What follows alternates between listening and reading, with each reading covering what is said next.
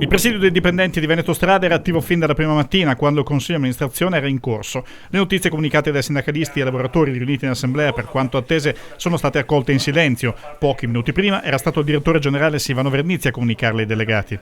Il Consiglio di amministrazione questa mattina ha deliberato che, se non ci sono novità, dal 1° di marzo prossimo verrà sospeso il servizio sulle strade provinciali della provincia di Belluno, sono circa 700 km.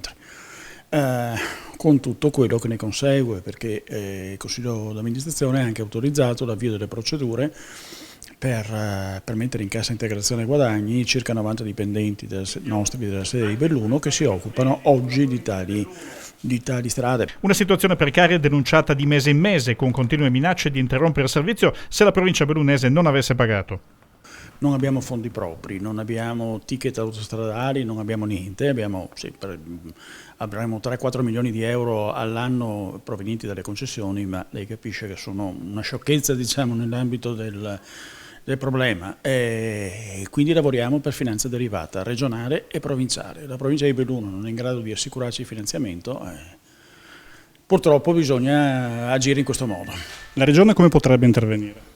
Ma qui più che intervento della regione io credo che sarebbe opportuno l'intervento del governo, perché il governo ha sempre negli anni scorsi trasferito fondi alle province per la manutenzione della rete viabile. I dipendenti non possono che stare alla finestra, preparando però una serie di agitazioni. Noi abbiamo detto e ripetuto con determinazione che per noi è irricevibile questa proposta e non può essere che sia sulla pelle dei lavoratori, che si scaricano le responsabilità delle province innanzitutto, che non pagano i soldi che devono pagare a questa società, che sono anche di finanza derivata, quindi è il governo che non glieli dà, e non possono essere i lavoratori che pagano le conseguenze di questo. È Roma che doveva assicurare le risorse e che da diversi anni, ormai si parla di 6 anni, ha ridotto il trasferimento. Quindi la provincia non è nelle condizioni materiali di assicurare il rispetto della convenzione e quindi la gestione delle strade.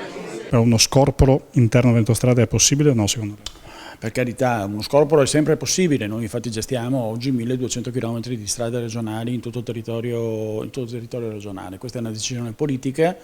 Veneto Strade era nata in altri momenti con altri fini, ma se l'obiettivo della regione è quello di garantire la gestione delle strade regionali, è possibile farlo. Ma quindi cosa succederà? Nei prossimi giorni per noi non accadrà nulla, io mi auguro di ricevere dalla provincia di Belluno entro il 28 di febbraio una lettera in cui ci garantiscono il trasferimento per il 2017 di 9 milioni di euro per le provinciali ex ANAS e di 6 milioni di euro per le provinciali storiche. A questo punto ovviamente le decisioni del CDA di stamattina saranno sospese, continueremo col servizio, non faremo cassa integrazione e probabilmente faremo gli interessi della cittadinanza bellunese in modo migliore.